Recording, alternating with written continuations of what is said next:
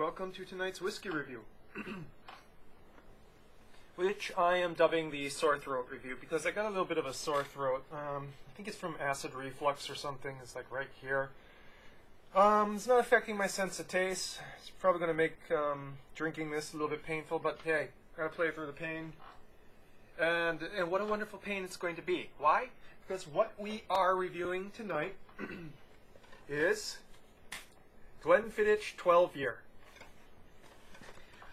This is, of course, single malt Scotch whiskey. It's one that most people who know what Scotch whiskey are sort of familiar with because it is very common. And it's one of the most affordable single malt Scotch whiskeys at well under $40. I believe it's around $34 even here in Hawaii for a bottle.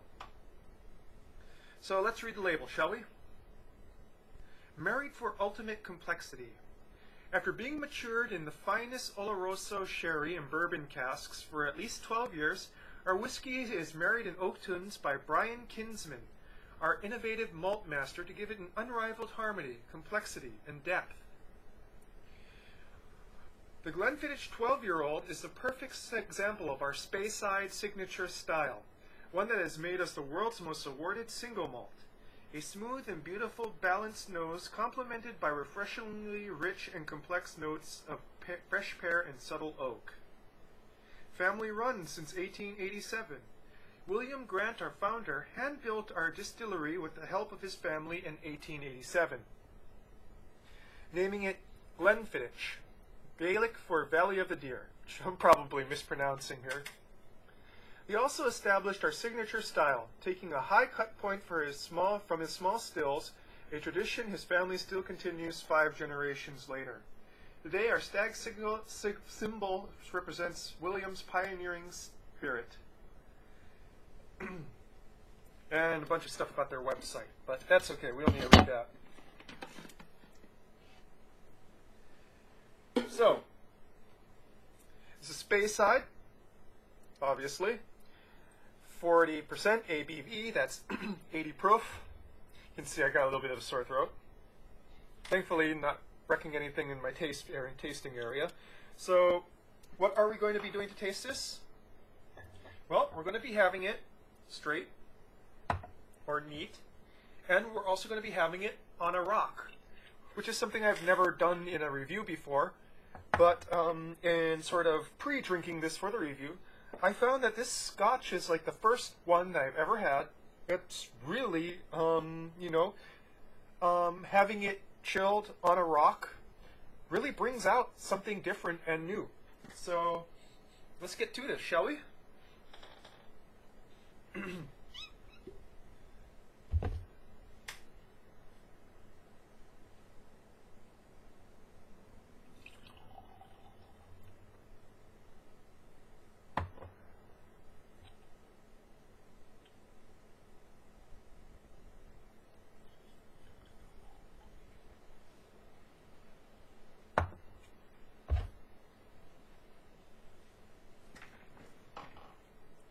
Interestingly, it comes in a nice triangular bottle, something different.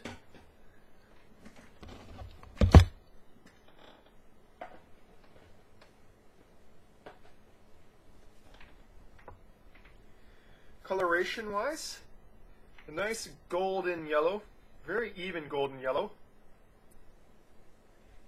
Fairly thick legs along the edge of the glass.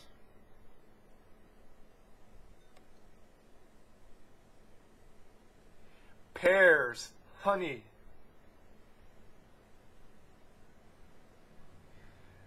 Just a very wispy note of peat that almost comes across like earth and moss. Very wispy.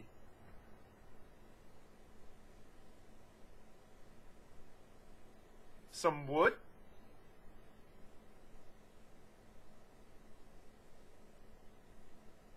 Overall, a very candied smell, almost directly sherry-like, obviously from barrels. Let's try one here with the rock. It doesn't give much of a scent off from this one because of the chilling, but you'll see why. Interestingly, sweetness is much reduced in the nose, peat kind of booms out here. It's kind of really interesting. It doesn't boom out like it would with an Isla, but it booms out, you know, it becomes the main note as opposed to the fruitiness.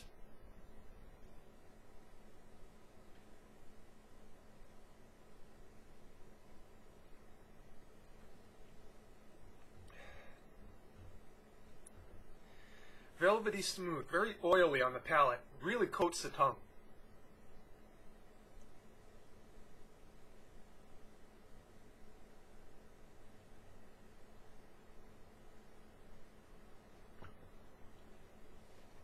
Oddly, excuse me, oddly, on the palate, fruit is there, but fairly muted. It almost comes across as more floral tasting. I guess some people would call it heather-like in honor of it being Scotch, but I'm just going to kind of go with a general sort of a floral aspect. It especially comes up in the mids.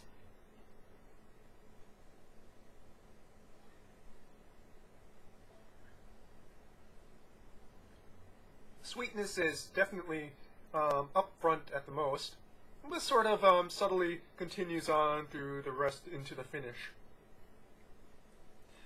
There's not really a smoky taste to it, but you definitely get that peat taste, especially in the finish. Comes across as a bit more earthy, meshes well with that sort of honeyness, that floral, and a bit of that fruit, and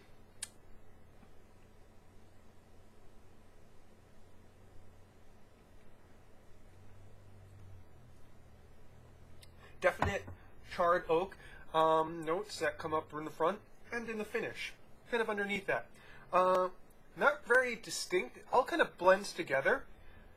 That said, it's not a mushy sort of blending together where you can't really tell where one thing starts and another ends. It's just not distinct. It doesn't pop up, but that's fine. At this price range, I'm not expecting, you know, a big, huge surprise. This is often called, along with Glenfiddich, the starter Scotch, and honestly, it makes for a great starter Scotch. You know, no really difficult taste aspects to handle. Let's get to the rock one before my rock completely melts here. Excuse me. Coloration has gone down a little bit. I'm wondering sometimes, this new place has a lot, the water's almost brackish from the tap, and so is my ice, and I'm wondering if that's what's adding to the flavor here.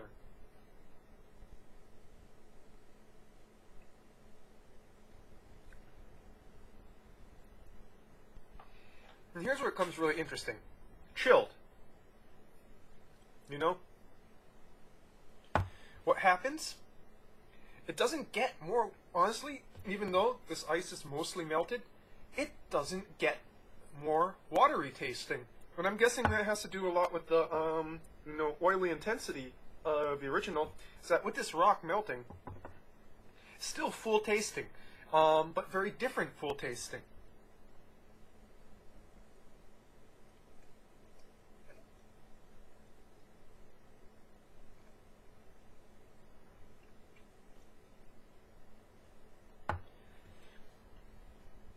Becomes much, much more sweeter from start to finish, especially in the mids. And the oak and the peat also becomes much, much more apparent in the palate. Not more intense, but just more apparent. The fruity notes, the floral notes, almost completely gone. It tastes very honeyed.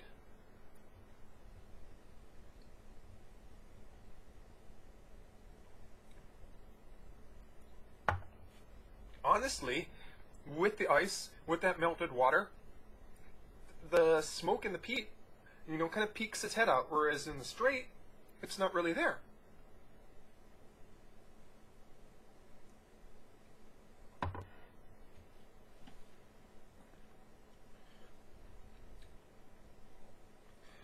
Both of these are really good, but if I had to go and put my finger on it, and this is going to be a first for me, this is the first whiskey period that I prefer with a dash of water, or even more rare, on the rock.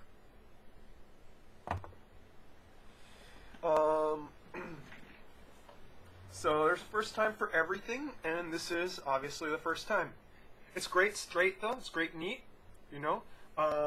If offered neat, I would drink it neat. I wouldn't beg to have a chunk of ice thrown in there, but it definitely is more towards my liking with that chunk of ice in there. Either way, not really big distinct flavors. Nothing really out there. This is, like I said, a great starter scotch, great starter single malt, especially for those who might not like peat too much. This is probably the most minimal peat I've had of any scotch, including like you know, the blended Scotch whiskies. So, in all, Glenfiddich 12, easy to find, very affordable for a single malt. Easy introduction. If you've never had a single malt scotch before, this is a great one to get started with. Just to go and introduce yourself to it. And this is something I will be drinking definitely. Especially since it's one of those few single malts that you can find just about anywhere in the world. So, that's your Scotch review for tonight. I believe the Scotch toast is Slante, or is it the Irish one? Somebody tell me. Cheers.